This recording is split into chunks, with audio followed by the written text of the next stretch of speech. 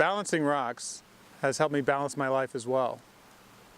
My name is Joel Dawson. I live in Old Greenwich, Connecticut, and I'm a photographer and rock sculptor.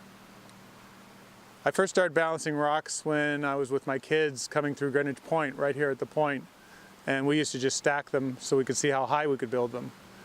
Later, as they were growing up in junior high, we started doing it together again, but we really started balancing them. Once they stopped balancing, I kept going. The reason I kept going is because at one point, after being an art director and creative director for many years, I was let go of that position and found myself out of work, and I needed to find something to do, so I came back to my arts.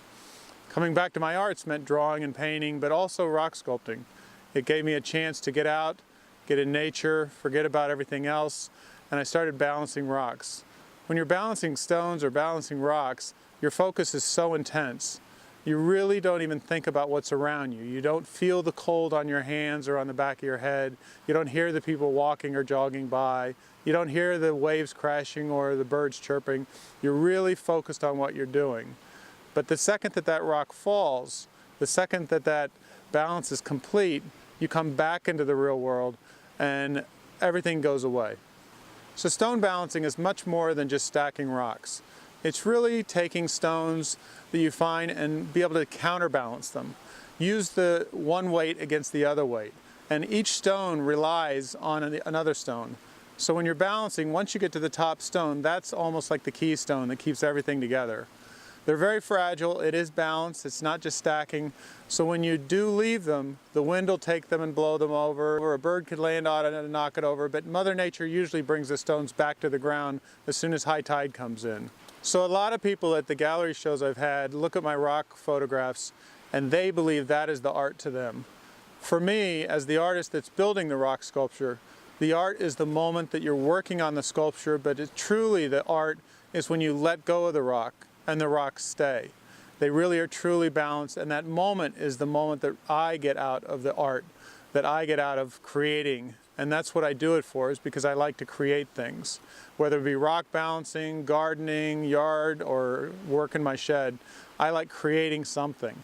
And that moment that you let the rock go, that's when the art is, for me, not the photograph that's hanging on the wall. But all this balancing and focus that I get out of that really helps me balance on life.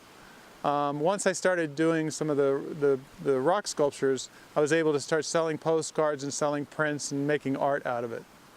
The art, though, did not pay as much as I needed, and eventually I ended up getting a job back in corporate America. But I still like to come down here and balance now and then. The things that I've taken away from all my few years that I had of balancing rocks intensively was that focus. I've been able to take that focus and bring it into my day-to-day life. It's also taught me that what's important in life.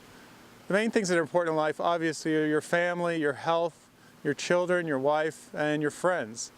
And if you don't have that balance between work and life, then something's off and your rocks are going to fall. I've hopefully brought that into my work life, into my family, and I'll continue to build rocks down here at Greenwich Point.